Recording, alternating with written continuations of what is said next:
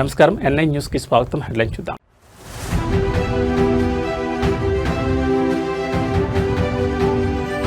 ఉత్తరాంధ్ర ప్రజల చిరకాల స్వప్నం సాకారం. ఆగస్టు 1న భోగాపురం ఇంటర్నేషనల్ ఎయిర్పోర్ట్ ప్రారంభం.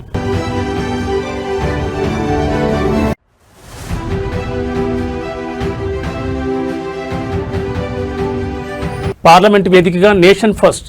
జనసేన ఎంపీలకు పవన్ కళ్యాణ్ స్పష్టమైన దిశానిర్దేశం.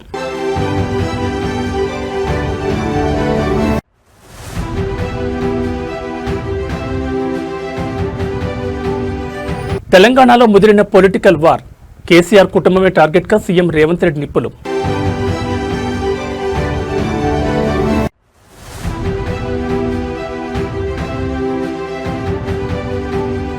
నిరుద్యోగ హామీలపై కాంగ్రెస్ను కడిగి పారేసిన కేటీఆర్. తెలంగాణలో హీటెక్కిన ఉద్యోగ రాజకీయం. ఇక డీటెయిల్స్ చూస్తే ఆంధ్రప్రదేశ్ పారిశ్రామిక ఏవియేషన్ చరిత్రలో సువర్ణాక్షరాలతో లిఖించదగ్గ సరికొత్త అధ్యాయానికి ముహూర్తం ఖరారైంది. ఉత్తరాంధ్ర ప్రజల చిరకాల స్వప్నం, ఈ ప్రాంత రూపురేఖలను మార్చేయబోతున్న greenfield mega project Bhogapuram international airport ప్రారంభోత్సవానికి సర్వం సిద్ధమైంది. రాబోయే ఆగస్టు 1వ తేదీన భారత ప్రధాని నరేంద్ర మోడీ ఈ ప్రతిష్టాత్మక అంతర్జాతీయ విమానాశ్రయాన్ని అధికారికంగా ప్రారంభించబోతున్నారని ముఖ్యమంత్రి చంద్రబాబు నాయుడు వెల్లడించారు. ఈ చారిత్రాత్మక మైలురాయిపై సీఎం శనివారం అమరావతిలో అత్యంత కీలకమైన ఉన్నత స్థాయి సమీక్ష సమావేశం నిర్వహించారు. భోగాపురం అంతర్జాతీయ విమానాశ్రయ వాణిజ్య కార్యకలాపాలు ప్రారంభించేందుకు అవసరమైన అన్ని రకాల చట్టబద్దమైన క్లియరెన్స్లు ఇప్పటికే లభించాయి. ఉత్తరాంధ్ర ప్రాంత ప్రగతి కోసం, మెరుగైన కనెక్టివిటీ మరియు ఉపాధి అవకాశాల కోసం క్షేత్రస్థాయిలో సామాన్య ప్రజలు, యువత ఎదురుచూస్తూ పడ్డ కష్టాన్ని పూర్తిగా తీరుస్తూ ఈ ప్రాజెక్ట్ విశాఖ ఎకనామిక్ రీజియన్కి ఒక గేమ్ చేంజర్గా మారబోతోందని సమీక్షలో స్పష్టమైంది. గతంలో శంషాబాద్ ఎయిర్పోర్ట్ హైదరాబాద్ పరిసర ప్రాంతాల స్థితిగతులను ఎలా మార్చేసిందో అదే తరహాలో భోగాపురం విమానాశ్రయం పర్యాటకం, ఐటీ మరియు భారీ పరిశ్రమల పురోగతికి ప్రధాన చోదక శక్తిగా నిలవబోతోంది. ఈ ప్రతిష్టాత్మక సమీక్షలో కేంద్ర పౌర విమానయాన శాఖ మంత్రి కింజరాపు రామ్మోహన్ నాయుడు, రాష్ట్ర మంత్రులు నాదెండ్ల మనోహర్, సత్యకుమార్, అచ్చెన్నాయుడు, అనిత, బీజేపీ రాష్ట్ర అధ్యక్షులు మాధవ్, సిఎస్ సాయి ప్రసాద్, డీజీపీ హరీష్ కుమార్ గుప్తాలతో పాటు ఎయిర్పోర్ట్ నిర్మాణ సంస్థ జీఎంఆర్ ప్రతినిధులు పాల్గొన్నారు. ప్రధాని మోడీ పర్యటన చారిత్రాత్మకంగా నిలిచేలా విమానాశ్రయ స్వాగత వేదికలపై రాష్ట్ర గిరిజన సాంప్రదాయాలు, హస్తకళల వైభవాన్ని ప్రదర్శించాలని సీఎం అధికారులను ఆదేశించారు.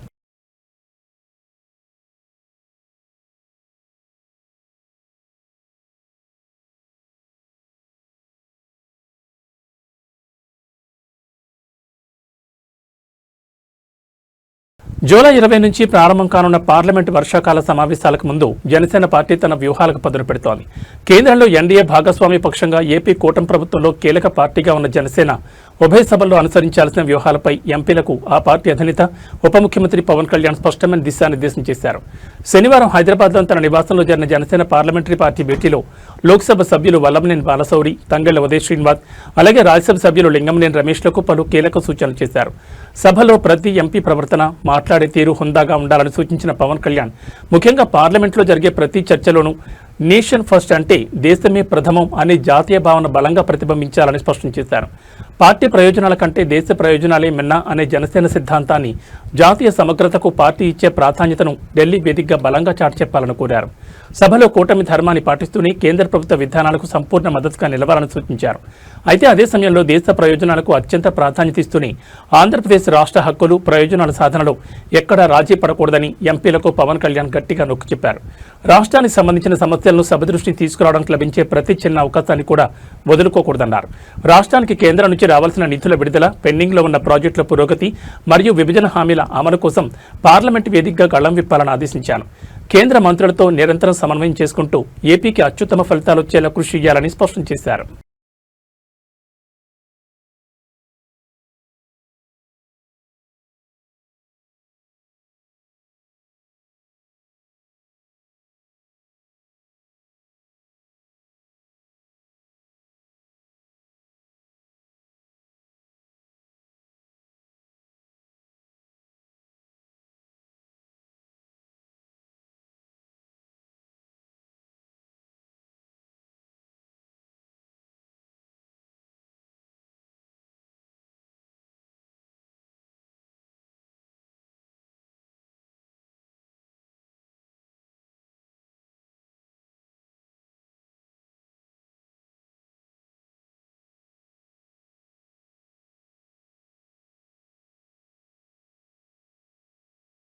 తెలంగాణ రాజకీయాల్లో ఇరు పార్టీల మధ్య మాటల యుద్ధం ముదిరి పాకాన పడింది. కాంగ్రెస్ బీఆర్ఎస్ నేతల మధ్య గత కొన్ని రోజులుగా నడుస్తున్న కోల్డ్ వార్ ఇప్పుడు ఏకంగా క్లైమాక్స్కు చేరింది.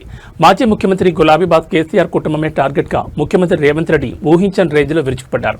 నిన్నటి వరకు మాట్లాడిన మాటలు ఒక్కెత్తైతే తాజాగా రేవంత్ రెడ్డి చేసిన కామెంట్స్ ఇప్పుడు తెలంగాణ వ్యాప్తంగా పెను సంచలనం సృష్టిస్తున్నాయి. అసలు తెలంగాణ ప్రజలు మీ కుటుంబానికి ఏం తక్కువ చేశారంటూ కేసీఆర్ను రేవంత్ రెడ్డి సూటిగా అత్యంత ఘాటుగా నిలదీశారు. తెలంగాణ సమాజం కోసం, ఇక్కడి ప్రజల కోసం తామేదో త్యాగాలు చేసేశామంటూ కలరింగిస్తున్న కేసీఆర్ ఫ్యామిలీ గుట్టును రేవంత్ రెడ్డి ఆధారాలతో సహా బట్టబయలు చేశారు. ఒకప్పుడు చెప్పులు కూడా లేకుండా తిరిగిన వాళ్లకు, తాగడానికి గంజి కూడా గతిలేని వాళ్లకు ఇప్పుడు 100 కోట్ల విలువైన బెంజ్ కార్లు ఎక్కడి నుంచి వచ్చాయంటూ రేవంత్ రెడ్డి మండిపడ్డారు. అసలు ఈ 10 ఏళ్ల పాలనలో దోచుకుని ఒకప్పటి హైదరాబాద్ని వెళ్లిన నిజాం రాజుల కంటే ఎక్కువ ఆస్తిపరులు మీరు ఎలా అయ్యారంటూ ప్రశ్నించారు. తెలంగాణ ఇచ్చిన అధికారంతో మీ కుటుంబం కోట్లకు పడగలెత్తిందంటూ రేవంత్ రెడ్డి నిప్పులు చెరిగారు. ఇక కేసీఆర్ కొడుకు కేటీఆర్ స్వయంగా కేసీఆర్ రాజకీయ ఎదుగుదలపై రేవంత్ రెడ్డి చేసిన వ్యాఖ్యలు ఇప్పుడు సోషల్ మీడియాను షేక్ చేస్తున్నాయి. కేసీఆర్ ఫ్యామిలీకి తెలంగాణ సమాజం ఇచ్చిన ప్రాధాన్యతను గుర్తు చేస్తూ అమెరికాలో బాత్రూంలు కడిగేవాడొచ్చి ఇక్కడ తెలంగాణకు ఐటీ మంత్రి అయ్యాడని, ఒకప్పుడు దుబాయ్ పంపే పాస్పోర్ట్ బ్రోకర్గా తిరిగిన వ్యక్తి ఈ రాష్ట్రానికి ఏకంగా 10 ఏళ్లు ముఖ్యమంత్రి అయ్యాడంటూ అత్యంత తీవ్ర పదజాలంతో విరుచుకుపడ్డారు. ఇంతకంటే తెలంగాణ ప్రజలు మీ కుటుంబానికి ఏం అన్యాయం చేశారు, ఏం తక్కువ చేశారంటూ రేవంత్ రెడ్డి వేసిన ప్రశ్నలకు ఇప్పుడు బీఆర్ఎస్ శ్రేణులు డిఫెన్స్ లో పడిపోయాయి. బండి యాదగిరి స్ఫూర్తి ఈ రోజు కూడా మా దగ్గర ఉన్నది. ఇయాల నేను చెప్తున్నా,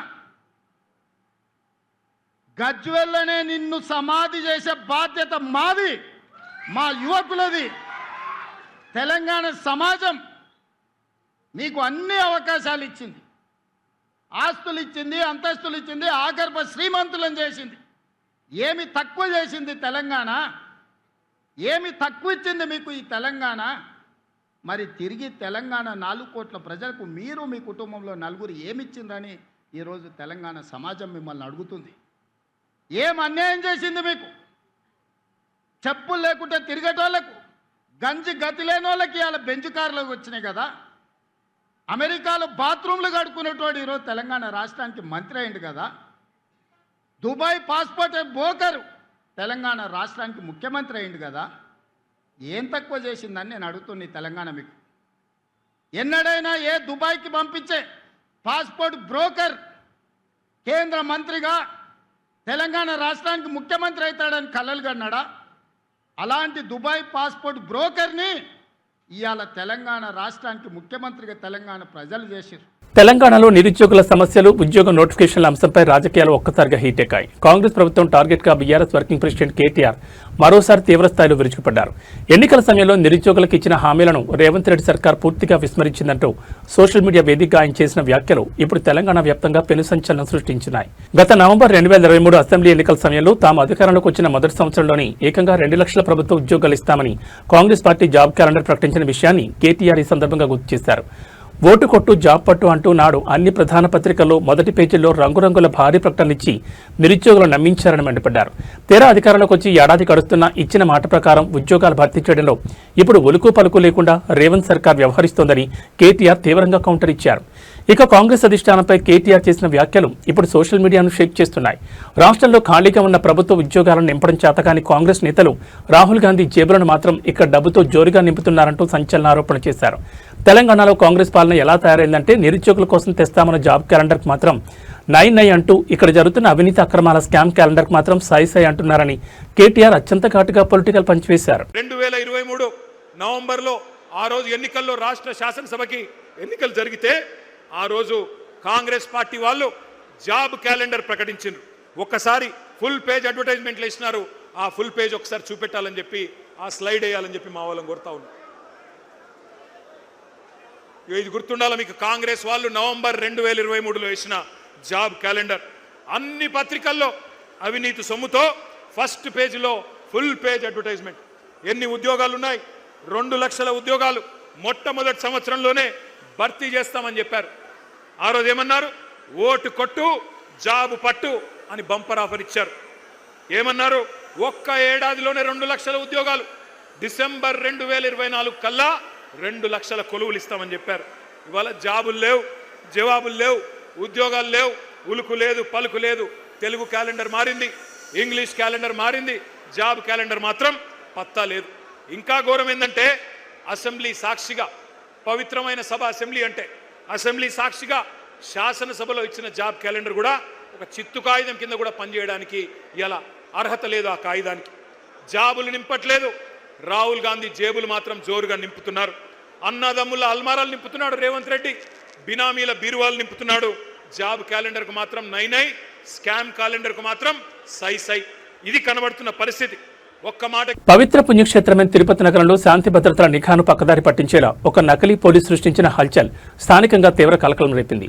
అలిపిరి పరిధిలోని ఒక ప్రముఖ హోంస్టే వేదికగా తాను పోలీస్ కానిస్టేబుల్ అని బెదిరిస్తూ ఒక మహిళతో కలిసి గదిని ఆక్రమించేందుకు ప్రయత్నించిన కేటుగాడి ఆట కట్టించారు పోలీసులు. గదిలోకి వెళ్లిన వ్యక్తి ఎంతసేపటికి బయటకు రాకపోవడంతో అనుమానం వచ్చిన హోంస్టే మేనేజర్ అత్యంత సమయస్ఫూర్తితో వ్యవహరించి అలిపిరి పోలీసులకు సమాచారం అందించారు. రంగంలో దిగిన అసలు పోలీసులు అక్కడ ఉన్నది నకిలీ కానిస్టేబుల్ అని తేల్చి అతనికి బేడీలు వేశారు. తిరుపతి అర్బన్ పోలీస్ విజిలెన్స్ మరియు ఇన్వెస్టిగేషన్ డెస్క్ నుండి అందిన అధికారిక ఎఫ్ఐఆర్ సమాచారం ప్రకారం గుంటూరు జిల్లాకు చెందిన దాసరి కార్తీక్ అనే యువకుడు తిరుపతి అలిపిరిలోని విహా హోమ్ స్టేకి ఒక మహిళతో కలిసి చేరుకున్నాడు. అక్కడ మేనేజ్మెంట్తో వాగ్వాదాన్ని దిగి తాను పోలీస్ కానిస్టేబుల్ అని కేవలం ఫ్రెష్ అప్ అవడానికి అర్జెంటుగా రూమ్ ఇవ్వాలంటూ తీవ్రస్థాయిలో బెదిరింపులకు గురిచేశాడు. హోటళ్లు, హోంస్టేల భద్రత కోసం నకిలీ వ్యక్తుల బెదిరింపుల వల్ల క్షేత్రస్థాయిలో మేనేజ్మెంట్లు, స్థానిక వ్యాపారస్తులు పడ్డ కష్టాన్ని, అనుమానాలను వెంటనే నిజం చేస్తూ రూమ్ తీసుకున్న తర్వాత నిందితుడు ఎంతసేపటికి తలుపులు తీయకపోవడంతో మేనేజర్కు అనుమానం బలపడింది. మేనేజర్ వెంటనే అలర్ట్ అయి తలుపులు కొట్టినా లాభం లేకపోవడంతో క్షణం కూడా ఆలస్యం చేయకుండా అలిపిరి స్థానిక పోలీస్ స్టేషన్కు సమాచారం అందించారు. సంఘటనా స్థలానికి చేరుకున్న పోలీసులు గదిని తనిఖీ చేసి నిందితుడి ఐడెంటిటీని క్రాస్ చెక్ చేయగా అతను ఎక్కడా కానిస్టేబుల్గా పనిచేయడం లేదని, నకిలీ ఐడీలతో తిరుగుతున్న గుంటూరు జిల్లా కేటుగాడు దాసరి కార్తీక్ అని నిర్ధారించారు. దీంతో పోలీసులు అతన్ని మరియు అతనితో ఉన్న మహిళను పోలీస్ స్టేషన్ తరలించి విచారణ ప్రారంభించారు.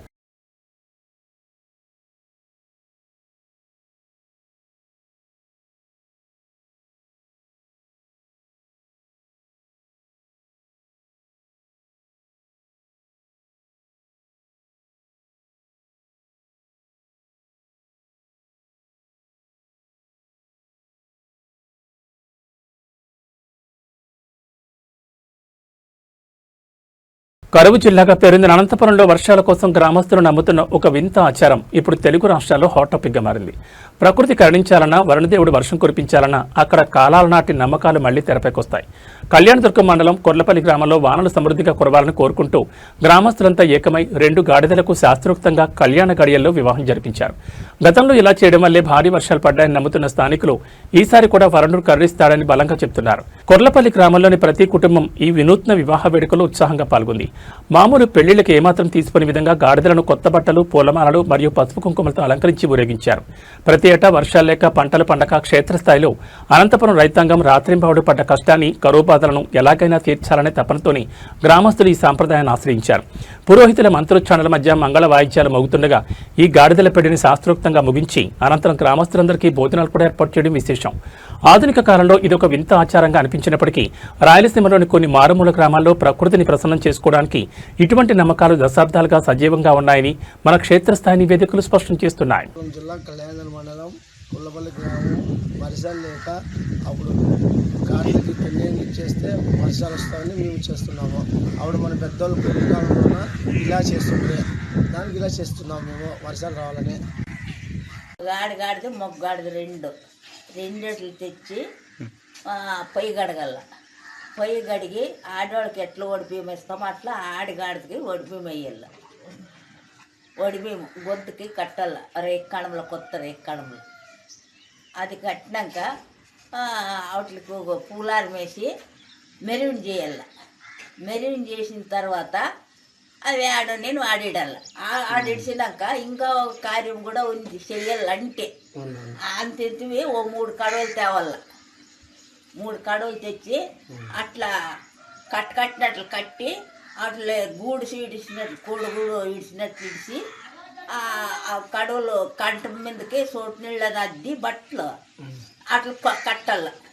వాటికి చుట్టాల, ఉబ్బు చుట్టాల.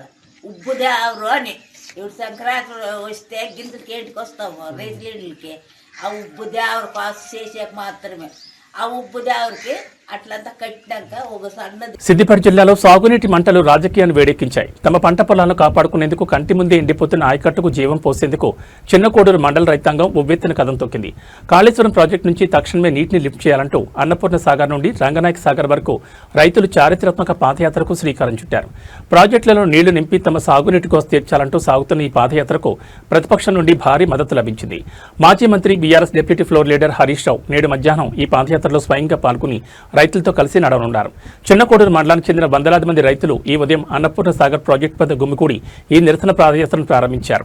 ప్రతి ఏటా ఈ కాళేశ్వరం జలాలు నమ్ముకుని పెట్టుబడులు పెట్టి నీళ్లు లేక క్షేత్రస్థాయిలో సిద్దిపేట జిల్లా రైతాంగం రాత్రింపౌళ్లు పడ్డ కష్టాన్ని, ఆవేదనను ప్రజాప్రతినిధులకు, ప్రభుత్వానికి కళ్లకు కట్టడమే ఈ యాత్ర ముఖ్య ఉద్దేశం. కాళేశ్వరం ప్రాజెక్టు పరిధిలోని మోటార్లను నడిపించి అన్నపూర్ణ సాగర్, రంగనాయక సాగర్ ప్రాజెక్టులను పూర్తి స్థాయిలో నింపాలని, తద్వారా చివరి ఆయకట్టు వరకు సాగునీరు విడుదల చేయాలని రైతులు డిమాండ్ చేస్తున్నారు. కాగా ఈ పాదయాత్ర మధ్యాహ్న సమయానికి చేరుకోగానే మాజీ మంత్రి హరీష్ రావు రైతులకు సంఘీభావం తెలపడమే కాకుండా వారితో కలిసి ఈ ఉద్యమ కదలికలో భాగస్వామి కానున్నారు. దీంతో అటు ఇరిగేషన్ అధికారులు, ఇటు పోలీసు యంత్రాంగం కూడా అప్రమత్తమైంది.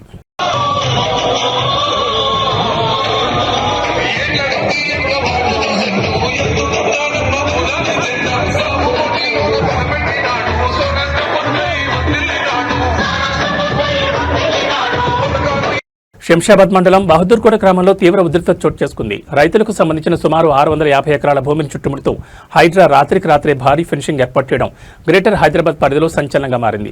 ఈ భూసేకరణకు వ్యతిరేకంగా గత కొన్ని రోజులుగా శాంతియుతంగా దీక్ష చేస్తున్న రైతులపై పోలీసులు అర్ధరాత్రి వేళ ఒక్కసారిగా విరుచుకుపడ్డారు. దీక్ష శిబిరంలో ఉన్న రైతులను బలవంతంగా వేరే ప్రాంతాలకు తరలించి టెంట్లను పూర్తిగా తొలగించారు. ప్రస్తుతం బహదూర్గూడ గ్రామం మొత్తం పోలీసుల సరెండర్లో ఉంది. ల్యాండ్ విజిలెన్స్ వింగ్ మరియు క్షేత్రస్థాయి అంతర్గత వర్గాల నుండి అందిన అత్యంత నమ్మకమైన సమాచారం ప్రకారం బహదూర్గూడ గ్రామంలోని 650 ఎకరాల వివాదాస్పద భూమిని తమ అధీనంలోకి తీసుకునేందుకు హైడ్రా బలగాలు భారీ పోలీస్ బందోబస్తు నడుమ రంగంలో దిగాయి. ఆ 650 ఎకరాల భూమిని కాపాడుకోవడానికి తమ హక్కుల కోసం క్షేత్రస్థాయిలో ఆ రైతులు రాత్రింబవళ్లు పడ్డ కష్టాన్ని, ఆందోళనను అణచివేసేలా పోలీస్ యంత్రాంగం అర్ధరాత్రి వేళ ఆకస్మిక ఆపరేషన్ నిర్వహించింది. దీక్షలో ఉన్న రైతులను అర్ధరాత్రి వేళ గృహ నిర్బంధం లేదా రహస్య ప్రాంతాలకు తరలించి దీక్షా శిబిరాలను నామరూపాలు లేకుండా చేశారు. ఉదయం నుంచే బహదూర్గూడ సరిహద్దుల వద్ద సాయుధ పోలీస్ బలగాలు మోహరించాయి. గ్రామస్తుల నిరసనలు వెల్లువెత్తకుండా మరియు ప్రతిపక్షాలు, రైతు సంఘాల నేతలు లోపలికి ప్రవేశించకుండా ఊరు చుట్టూ గస్తీ తీవ్రం చేయడంతో స్థానిక ప్రజలు తీవ్ర భయాందోళన మధ్య గడుపుతున్నారు. హైడ్రా తీసుకుంటున్న ఈ దూకుడు చర్యలపై రైతాంగం తీవ్ర ఆగ్రహం వ్యక్తం చేస్తోంది.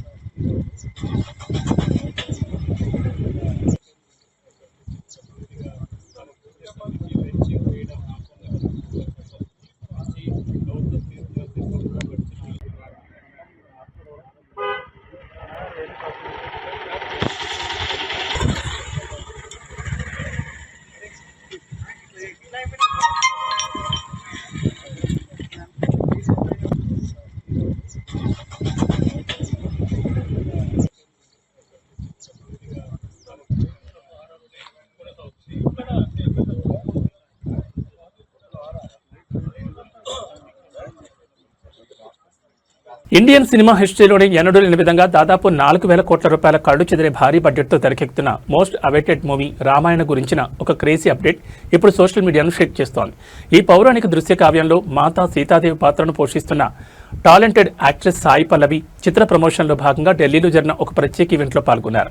ఈ సందర్భంగా మాట్లాడుతూ వెండితెరపై సీతమ్మ పాత్రలో కనిపించే అవకాశం రావడం సామాన్యమైన విషయం కాదని, ఇది తన కెరీర్లోని అతిపెద్ద అదృష్టమని ఎమోషనల్ అయ్యారు. రామాయణ చిత్రం భారతీయ సినిమా స్థాయిని అంతర్జాతీయ వేదికపై నిలబెట్టేలా అత్యంత ప్రతిష్టాత్మకంగా రూపుదిద్దుకుంటోంది. ఈ చిత్రంలో సీత పాత్రకు న్యాయం చేయడం కోసం సాయి పల్లవి ప్రత్యేక శ్రద్ధ తీసుకున్నట్లు వెల్లడించారు. ఒక అద్భుతమైన పౌరాణిక పాత్రకు ప్రాణం పోయడం కోసం, ప్రేక్షకుల నమ్మకాన్ని నిలబెట్టడం కోసం క్షేత్రస్థాయిలో సాయి పల్లవి తన సాయశక్తుల రాత్రింపవడ పడ్డ కష్టాన్ని ప్రస్తావిస్తూ ఈ పాత్ర తన నటనకు ఒక గొప్ప పరీక్ష మరియు గౌరవమని ఆమె సభాముఖంగా స్పష్టం చేశారు. దాదాపు 4,000 కోట్ల భారీ నిర్మాణ వ్యయంతో రూపొందుతున్న ఈ చిత్రం కేవలం విజువల్స్ పరంగానే కాకుండా ఎమోషన్స్ పరంగానూ ప్రేక్షకులకు సరికొత్త అనుభూతినిస్తుందని ఇండస్ట్రీ వర్గాలు చెబుతున్నాయి. పాత్రల ఎంపికలోని ఎంతో నిఘా మరియు పారదర్శకత వహించిన దర్శకుడు సాయి పల్లవి అయితేనే సీత పాత్రలోని పవిత్రతను, గాంభీర్యాన్ని పండించగలరని నమ్మి ఆమెను ఎంపిక చేసినట్లు సమాచారం. ఈ పాత్ర ద్వారా తాను సరికొత్త మైలురాయిని అందుకోబోతున్నానని సాయి పల్లవి ధీమా వ్యక్తం చేశారు. It's not easy for actors to get roles like this, because एक भगवान एक गॉडेस को प्ले करने के लिए इतना एक इजी काम नहीं होता है. एक टीम होनी चाहिए who is putting their heart and soul into making it the best version of what they can present to the world, because it becomes itihas, it becomes history for the rest of the world to think go back to in the future. So ऐसे एक project में मुझे चुनने के लिए thank you so much. And when it comes to playing Sita Ma, I don't think I chose the role. I think I was blessed to play this role, because it's not something that you can go after, and it is not something that you can write down on a piece of paper and say, this is how I'm going to play. I would just sit and meditate and say, Sita Ma, you act through me. Whatever comes through me is what you want for the film. And I was always keeping myself as pure as possible, at least in my thoughts, to keep it very neutral so that I have the best version of me presenting there. And उस कोशिश में मुझे लगा कि मैं बहुत कुछ सीख लिया. ठीक लगा. Going good. Thank you. బంగారం ప్రియులకు ముఖ్యంగా కొత్తగా పసిడి ఆభరణాలు కొనాలనుకునే వారికి హైదరాబాద్ బులియన్ మార్కెట్ నుంచి ఒక కీలకమైన అప్డేట్ వచ్చింది. గత వారం రోజులుగా మార్కెట్లో పసిడి ధరలు పెద్దగా మార్పులు లేకుండా ఒకే స్థాయిలో ఊగిసలాడుతున్నట్లు కనిపిస్తున్నప్పటికీ గత వారంతో పోల్చి చూసుకుంటే మాత్రం ధరలు స్వల్పంగా తగ్గుముఖం పట్టడం కొనుగోలుదారులకు కొంత ఉపశమనం కలిగించే అంశంగా మారింది. ఇక అసలు విషయానికి వస్తే గత ఆదివారం హైదరాబాద్ మార్కెట్లో 24 క్యారెట్ల స్వచ్ఛమైన 10 గ్రాముల తులం బంగారం ధర 1,44,330 రూపాయలుగా ఉండేది. అయితే వారం రోజుల తర్వాత అంటే ఈ వాటికి వచ్చేసరికి ఆ ధర 1,43,290 రూపాయల వద్దకు చేరింది.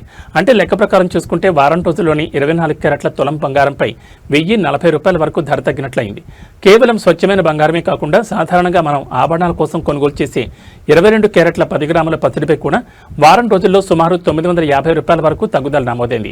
అయితే ఈ వారం రోజుల్లోనే జూలై 17వ తేదీన బంగారం ధరలు అత్యంత తక్కువ స్థాయికి పడిపోవడం విశేషం. జూలై 17న హైదరాబాద్ బులియన్ మార్కెట్లో 24 క్యారెట్ల గోల్డ్ 1,42,530 రూపాయల వద్ద అత్యల్పంగా రికార్డవుగా అదే రోజు 22 క్యారెట్ల బంగారం ధర కూడా 1,30,650 రూపాయలుగా నమోదైంది. ఇక్కడ కొనుగోలుదారులు గమనించాల్సిన ఒక ముఖ్యమైన విషయం ఏంటంటే మార్కెట్లో ఇప్పుడు మేము చెప్తున్న ఈ లైవ్ ధరలని కేవలం ప్రాథమిక ధరలు మాత్రమే. మీరు షోరూమ్కి వెళ్లి కొనుగోలు చేసేటప్పుడు ఈ ధరలపై అదనంగా మరో 3% జీఎస్టీ అలాగే మేకింగ్ ఛార్జీలు అదనంగా ఉంటాయని గుర్తుంచుకోవాలి.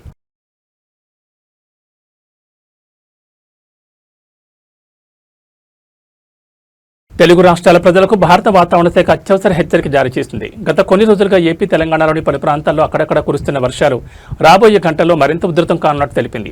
నైరుతి రుతుపవనాల ప్రభావంతో రెండు రాష్ట్రాల్లోనూ వాతావరణం ఒక్కసారిగా మారిపోయిందని, పలు జిల్లాల్లో విస్తారంగా వర్షాలు పడే అవకాశం ఉందని ఐఎండీ స్పష్టం చేసింది.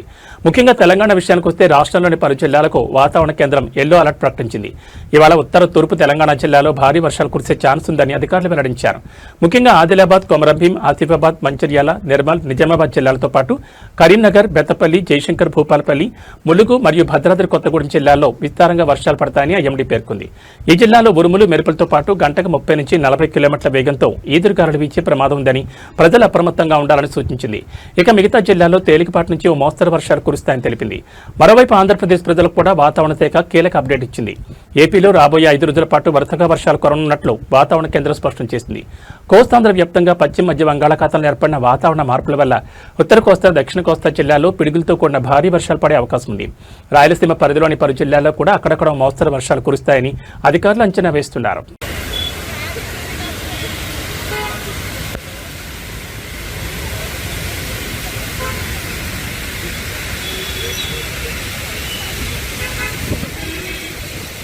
ఇవి బులెటిన్ విశేషాలు. మరో బులెటిన్లో మళ్ళీ కలుసుకుందాం. నమస్కారం.